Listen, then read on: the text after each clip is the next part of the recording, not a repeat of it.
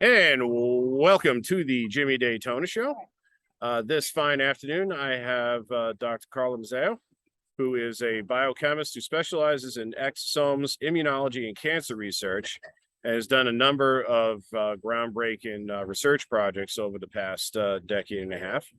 I'm really honored to have her presence today.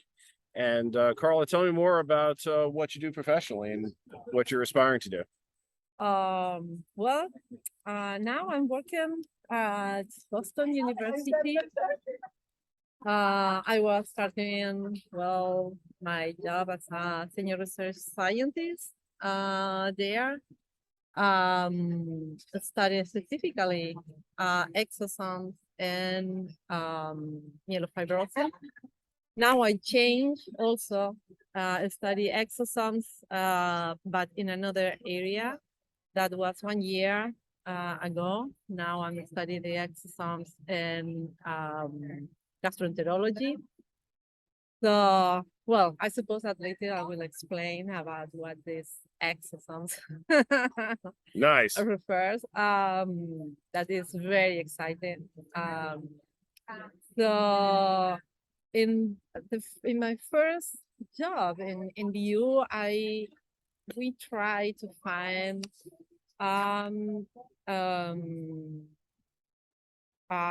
therapy for myelofibrosis, a treatment for myelofibrosis based on exosomes.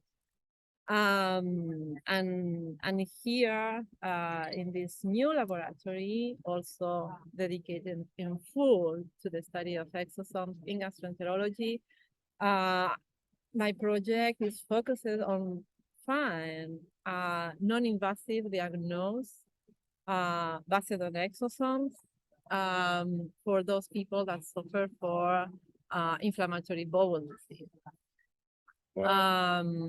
So that gives more or less an idea of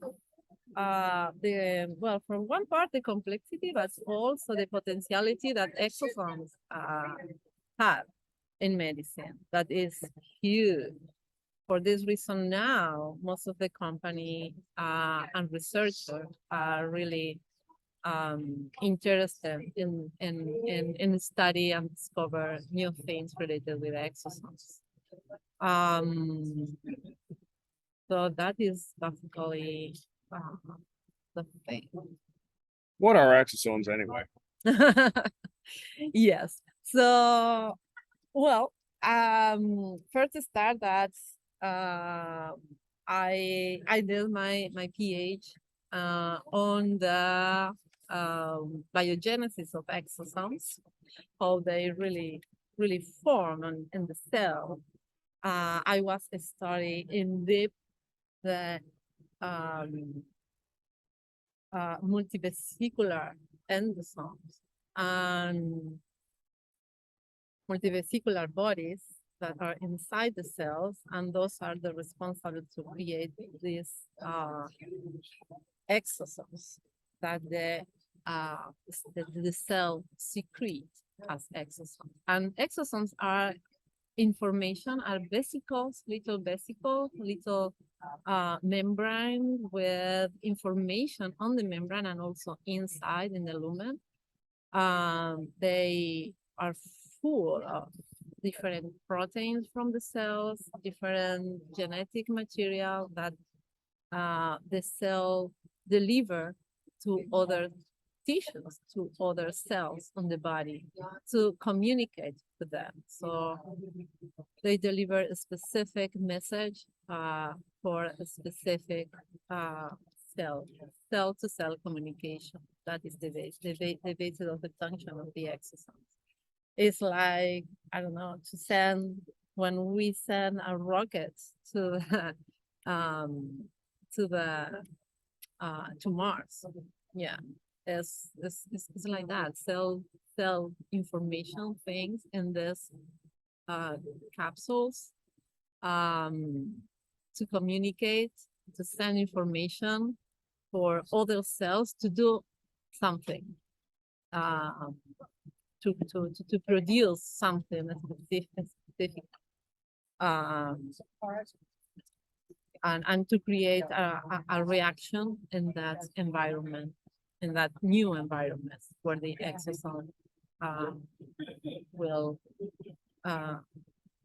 connect or function with that cell. What kind of other real world applications do exosomes have? I know you were mentioning about Yeah. irritable bowel, inflammatory bowel Well, diseases, because Crohn's and because stuff. it's that possibility of the exosomes to interact with other cells, and sometimes be directed to one specific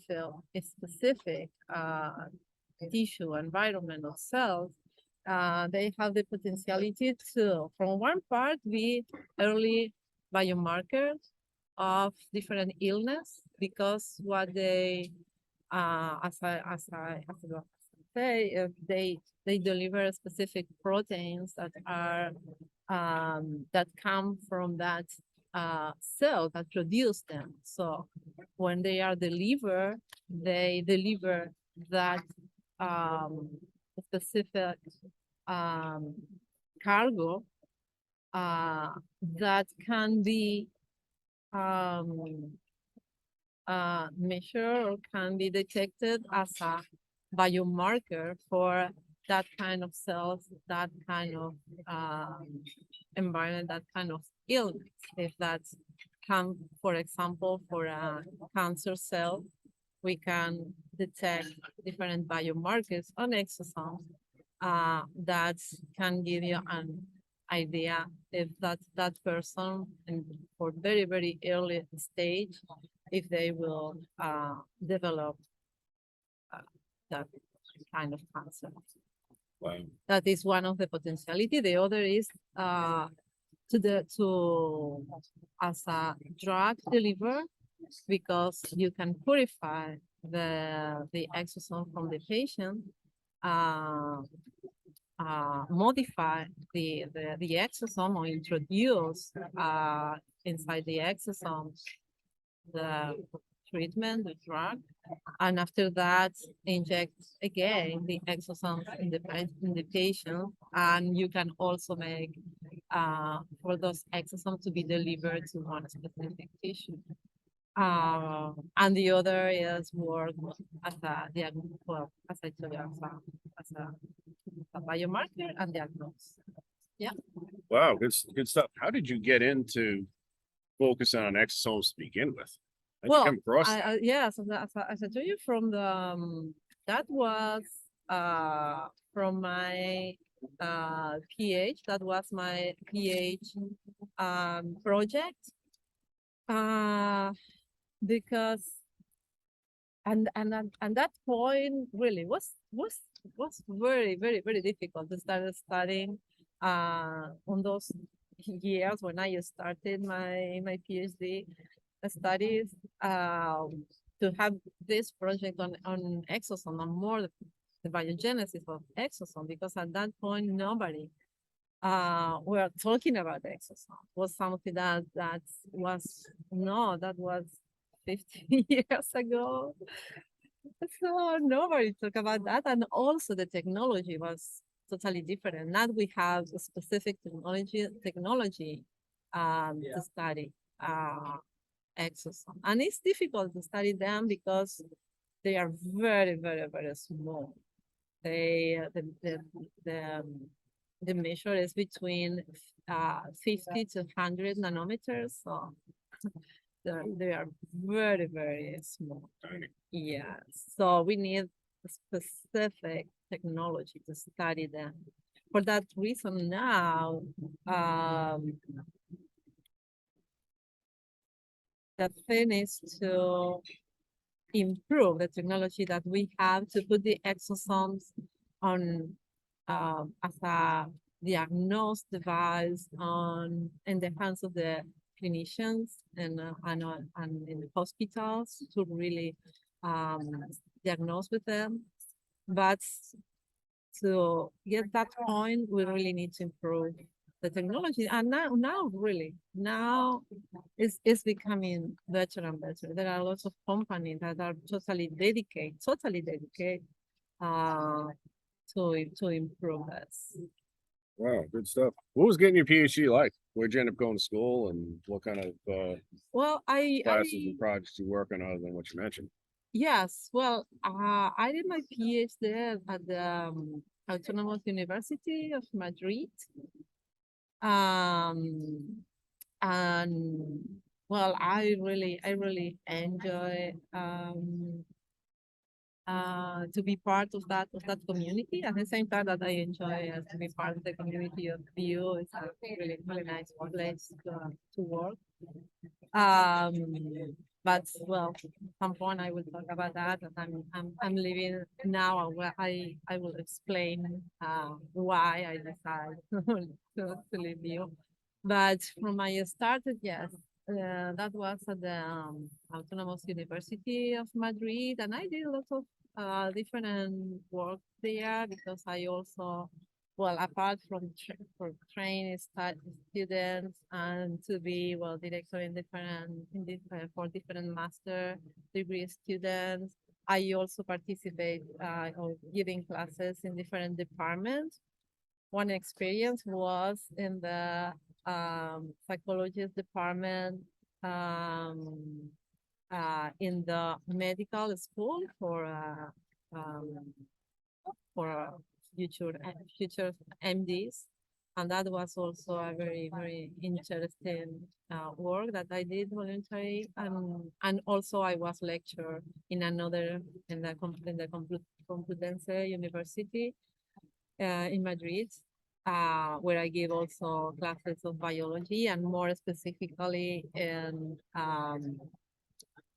EVs, in extracellular vesicles. So that was my subject there, to give this knowledge for the future biologists. That was, and I enjoy a lot doing all this things. And now also in BU, and well, when I started to work there, some of my friends, of people that I connect, start to know my knowledge about my experience about extracellular vesicles, and start to contact me and create collaboration with them. And I love that. I just understand science through collaboration. I think it's the basic for science. Collaborate, to exchange of knowledge. So I start to collaborate with different laboratories in the US.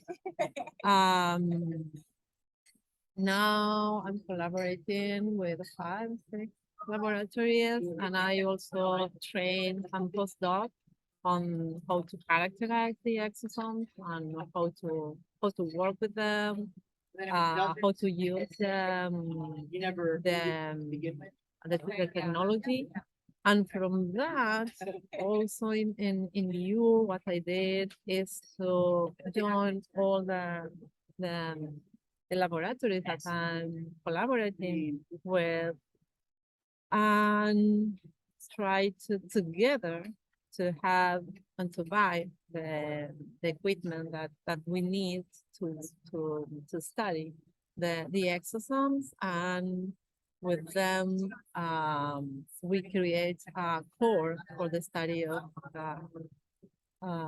extracellular vesicles.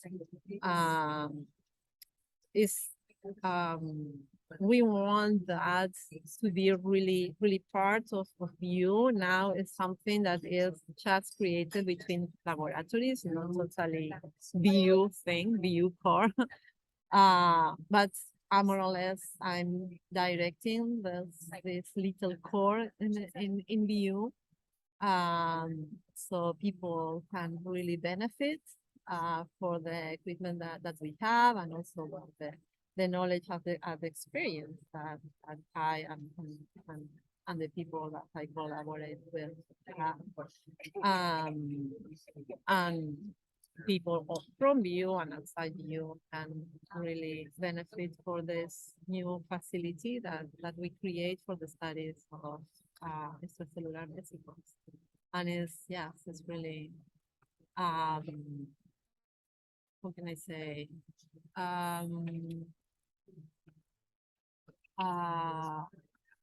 well, I'm learning also a lot from being there and directing this, and more and more in how to uh, improve the study on extracellular vesicles, because well, people come from different fields, so also different fields have their own specific, I say, way to purify, to characterize, yes, this extracellular vesicles or exosomes.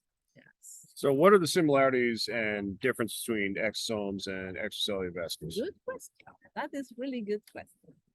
The exosomes are the real communicators on the cells. They are the real capsules that the vesicles that the cells create for that specific function, which is communicate, to send information, some specific information that this cell want or need to deliver to other cells, send information to one specific environment and a specific cell. And I will put an example from one publication and one project that I was implicated and we published very well. But I will go for that first. I will answer your question. So the exosomes are this specific information, exchange information, communication. They are all and have one specific, we really have characterized them. They have a specific proteins in their membrane that come from their biogenesis. So all cells, all kinds of cells that produce those exosomes has that proteins that permit us characterize that specific vesicles as an exosome. Yeah.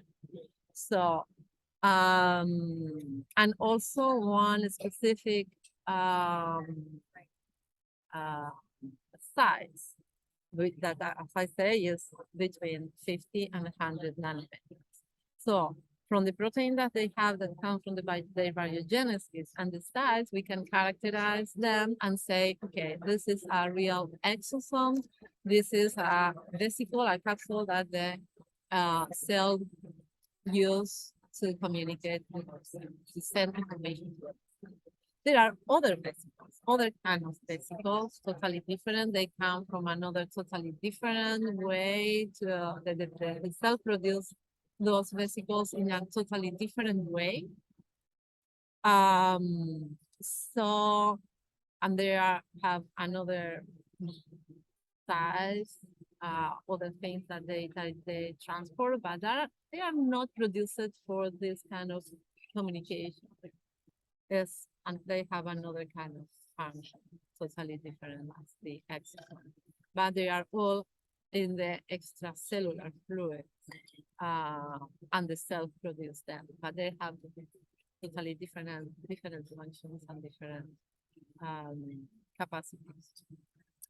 You had mentioned that you do a lot of collaboration at Boston University and other places you've worked. What are the best ideas you've come up with? What are the best ideas you've learned from the people you collaborated with?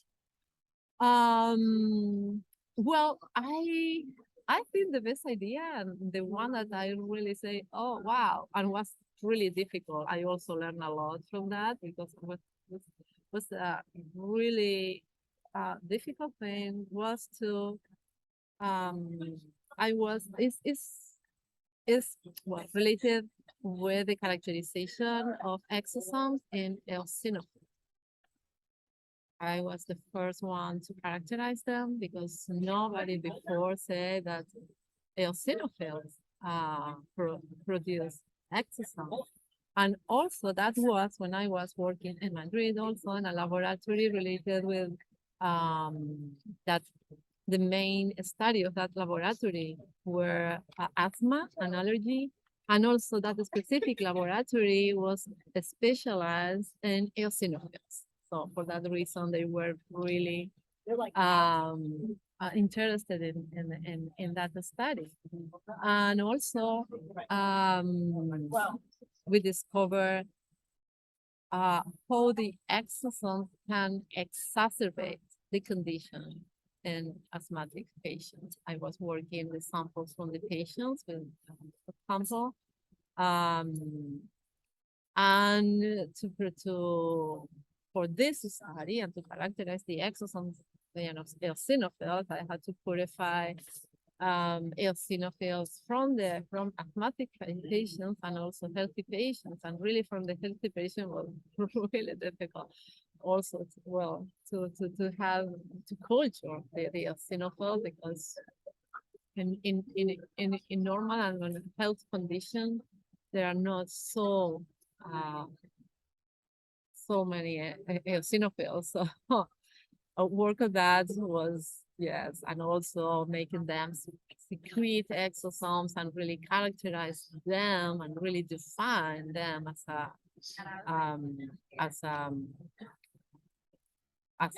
an exosome was not easy, but that gave me more skills and more knowledge in how to study them, the exosomes. And after that, we really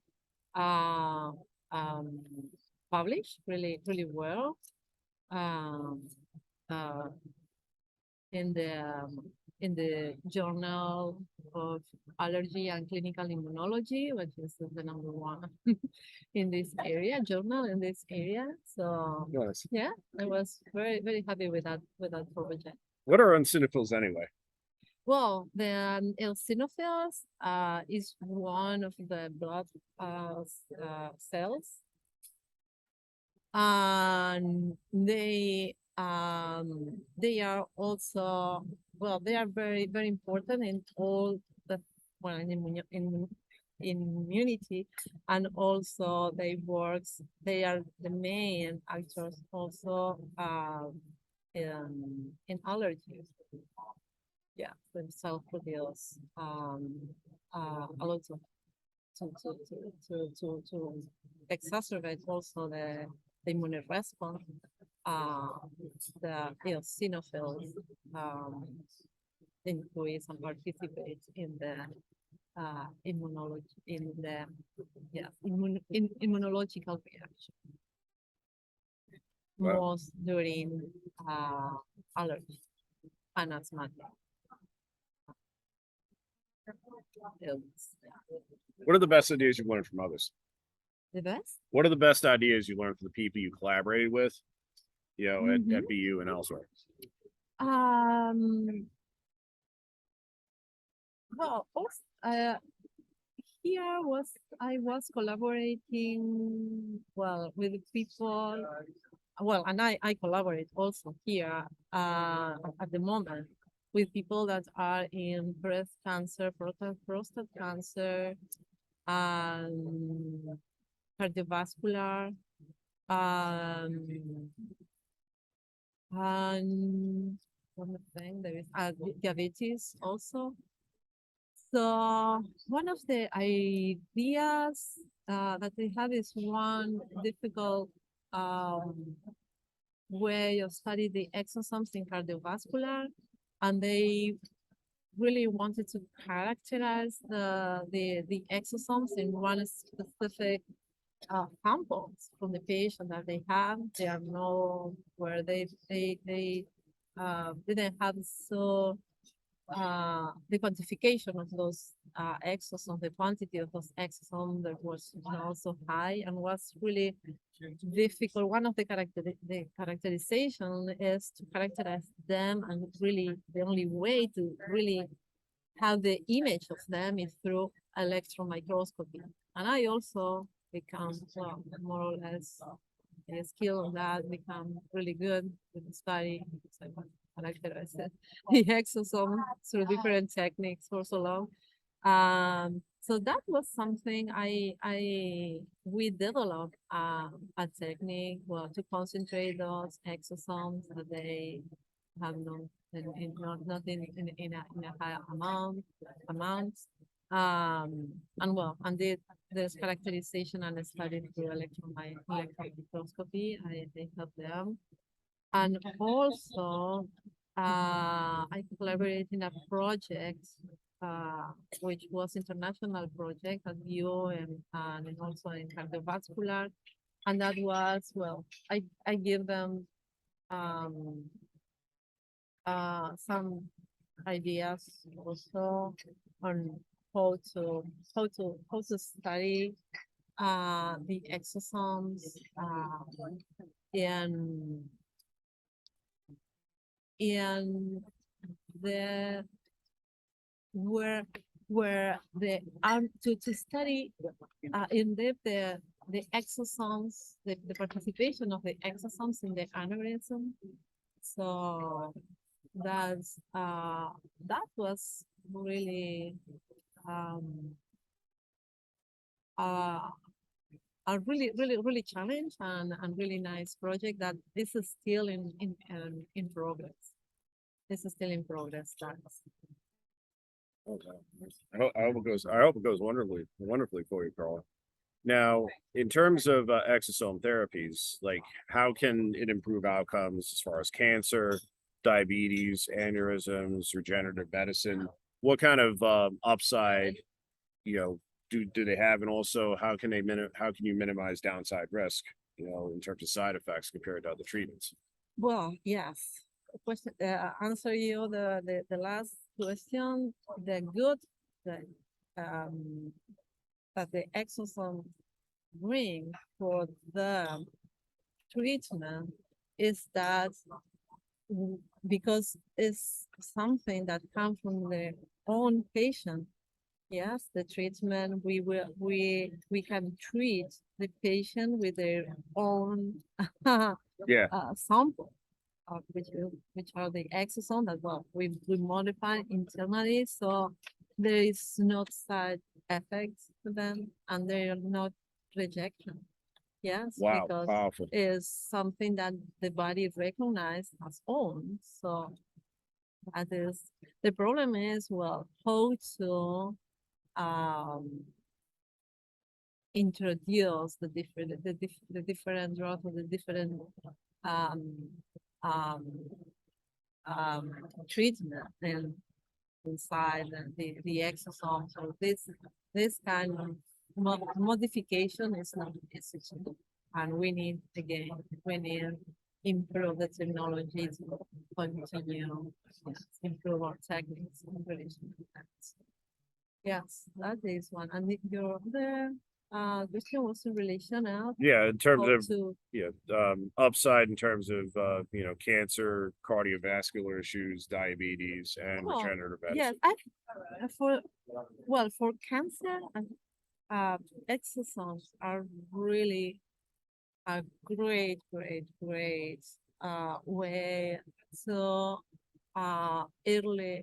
early diagnosis, because just when the cancerous cells start to develop, they start at that point to secrete exosomes. So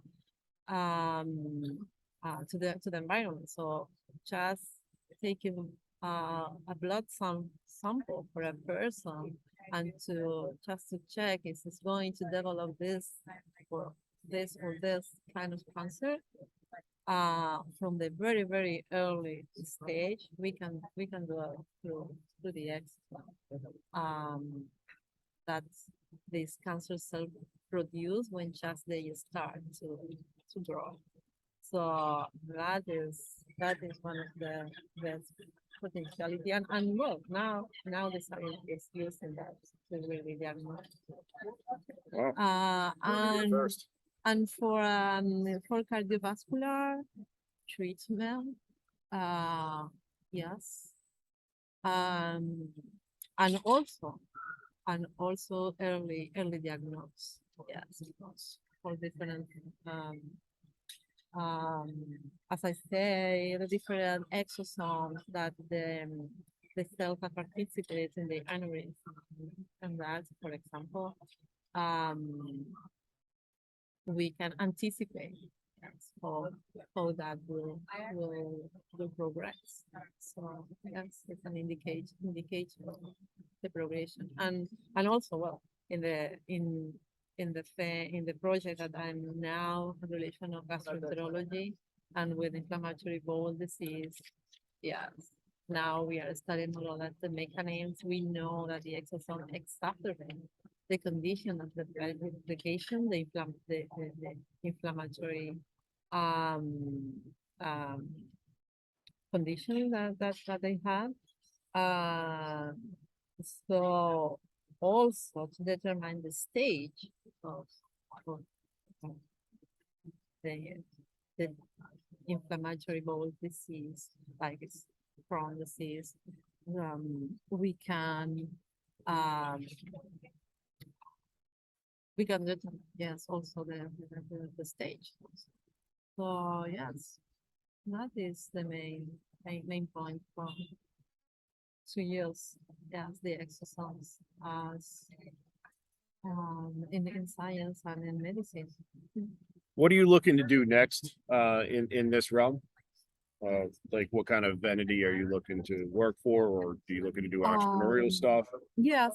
Well, yes, that is one point that I saw from when we start. And I say, well, I'm you, and I think it's take my next step.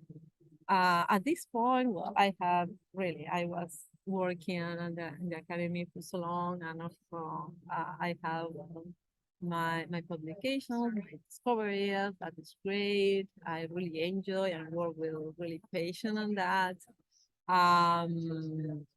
I was enjoying a lot my work and collaborating with all the scientists around me.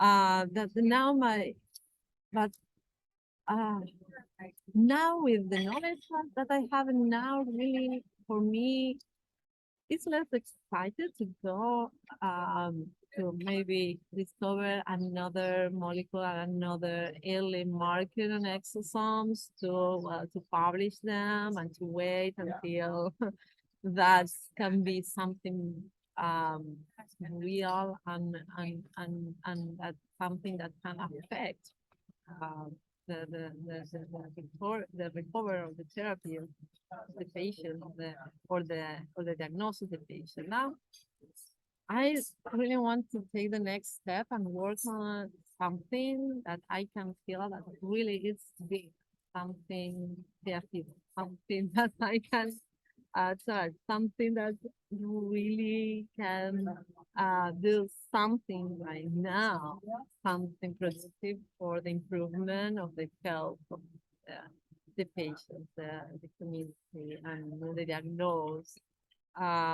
So my next step now, what I'm looking for now is to take this next step and to work with people that are also working uh, and to develop uh, a new device, a new diagnosis based on exosomes, on the extracellular vesicles, or a kind of therapy, but really work on that to put that on the benefit of the patient. Yeah, to take the next step.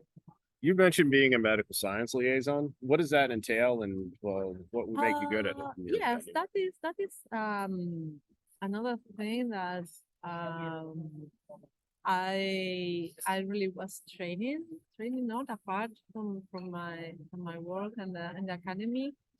Um and I really I did also that and I continue training on that. Uh because I like the educational part of the science.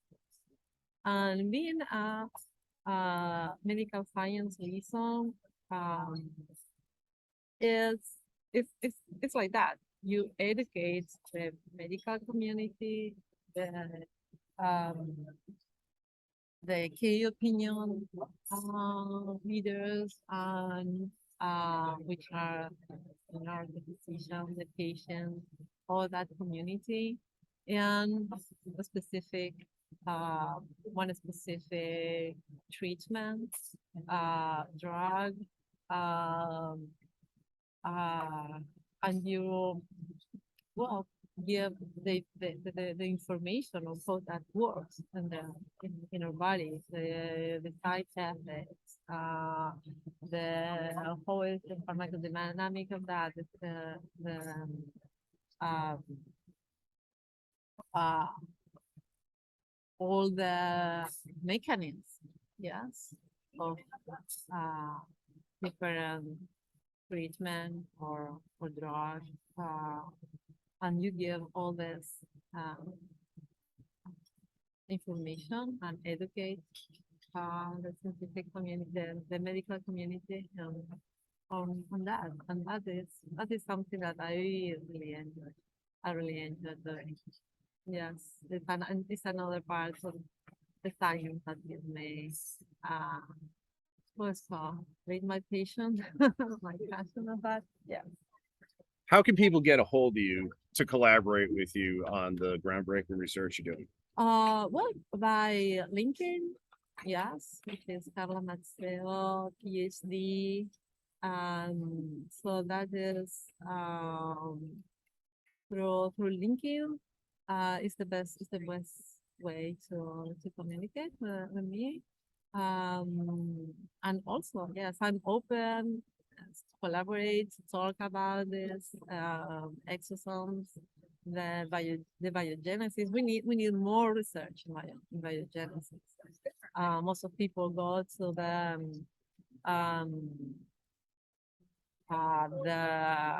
to looking for the biomarkers, maybe mechanisms where the exosomes are just outside the cell, but it's good also to know more about the biogenesis, so we can also know how to control the secretion from the cell, not only when they are captured, but also the secretion, and that also will improve some of the illness where the exosomes exacerbate that condition. So yes, we need more research in that, and I'm happy for that.